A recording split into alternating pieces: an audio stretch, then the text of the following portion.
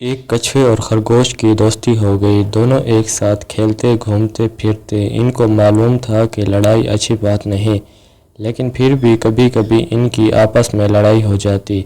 ہوتا یوں کہ دونوں راستے میں جا رہے ہوتے تو خرگوش تیز چلنے کی وجہ سے آگے نکل جاتا اور کچھوا اپنے بھاری جسم کی وجہ سے تیز نہ چل سکتا اور پیچھے رہ جاتا، جس پر خرگوش اس کا مذاق اڑاتا۔ آپ کو تو معلوم ہے کہ کسی کا مذاق اڑانا کتنی بری بات ہے۔ آخر ایک دن کچھوے نے تنگ آ کر خرگوش سے کہا، دیکھو مجھے بھی اللہ نے ہی پیدا کیا ہے اور تمہیں بھی اللہ نے ہی پیدا کیا ہے، اس لیے تم اپنے تیز چلنے پر غرور مت کرو۔ اللہ غرور کرنے والوں کو پسند نہیں کرتا۔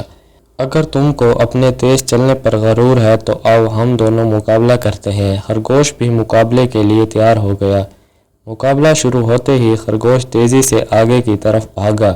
کافی دور نکل جانے کے بعد اس نے سوچا کہ کچھوا تو بہت دیر کے بعد یہاں پہنچے گا، جب تک میں کچھ دیر آرام کر لوں۔ یہ سوچ کر وہ ایک درخت کے نیچے سو گیا۔ ادھر کچھوا آہستہ آہستہ چلتا ہوا خرگوش کے پاس سے گزرا۔ خرگوش سو رہا تھا۔ کچھوا ساری بات سمجھ گیا۔ اس نے اپنی رفتار اور تیز کر دی اور مقررہ جگہ تک پہنچ گیا۔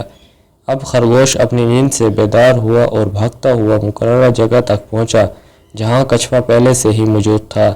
خرگوش کو بہت شرمندگی ہوئی اور اس نے غرور کرنے سے توبہ کر لی اور کچھوے سے معافی مانگ لی۔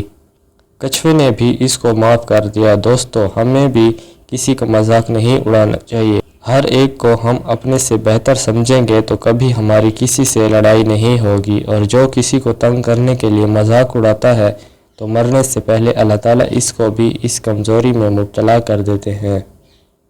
اگر آپ کو یہ سٹوری پسند آئی ہے تو پلیز چینل کو ضرور سبسکرائب کریں۔ شکریہ۔ السلام علیکم۔